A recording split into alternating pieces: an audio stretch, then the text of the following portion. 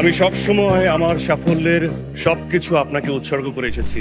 আফরান নিশো নামটা শুনলেই চোখের সামনে কি ভেসে ওঠে? নিছক একজন অভিনেতা নাকি বৈচিত্র্যের এক জ্বলন্ত আতশবাজি? বাংলা বিনোদন জগতে এই নামটি এখন আর শুধু একটি নাম নয়, বরং একটি প্রতিধ্বনি, যে প্রতিধ্বনি সময়ের সাথে সাথে আরও জোরালো হচ্ছে। অনেকেই এসেছিলেন, অনেকেই হারিয়ে গেছেন, কিন্তু নিশো তিনি এসেছেন রাজত্ব করতে।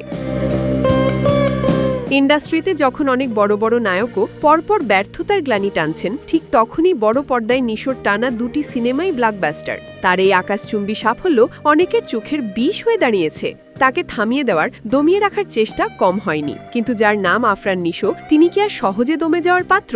তিনি প্রমাণ করেছেন তিনি শুধু তারকা নন, তিনি একজন যোদ্ধা। নিশো মানেই এক ক্যানভাসে হাজারো রং। কখনো তিনি তোতলা যুবক, কখনো খনি শ্রমিক, আবার কখনো অন্ধকারে ডুবে থাকা ভয়ঙ্কর সাইকো কিলার। পুনর্জন্মে রাফসান হক হয়ে তিনি যে কাল্ট স্ট্যাটাস তৈরি করেছেন তা বাংলা নাটকের ইতিহাসে বিরল। অ্যাপয়েন্টমেন্ট লেটার, লতা অডিও কিংবা মরিচিকার সেই ডার্ক ভিলেন, প্রতিটি চরিত্রে তিনি নিজেকে ভেঙেছেন, আবার গড়েছেন। দর্শক বাধ্য হয়েছে বলতে ইনি সবার চেয়ে আলাদা। তবে আহমেদ ফাজলের রাব্বি থেকে আজকের আফরান নিশো হয়ে ওঠার পথটা মোটেও ফুলের বিছানা ছিল না। 2003 সালে মডেলিং দিয়ে শুরু। অমিতাভ রেজার বিজ্ঞাপনে নজর কাড়লেও নাটকে নিজের জায়গা পাকা করতে করতে তাকে পোহাতে হয়েছে অমানসিক পরিশ্রম। যখন সবাই রোম্যান্টিক হিরো হওয়ার স্রোতে গা ভাসাচ্ছিলেন, নিশো তখন হাঁটলেন উল্টো পথে। তিনি হিরো হতে চাননি, হতে চেয়েছিলেন অভিনেতা।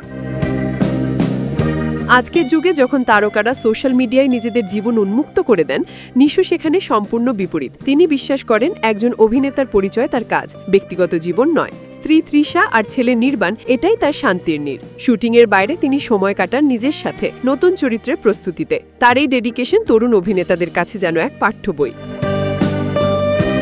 দীর্ঘ অপেক্ষার পর 2023 সালে সুরঙ্গ দিয়ে বড় পর্দায় তার রাজকীয় অভিষেক। মাসুদ চরিত্রে তার সেই বিধ্বংসী অভিনয় বুঝিয়ে দিল তিনি বড় পর্দার জন্যই জন্মেছেন। আর সাম্প্রতিক দাগি, সেখানে তার পারফরম্যান্স ছিল বহু বছরের সেরা।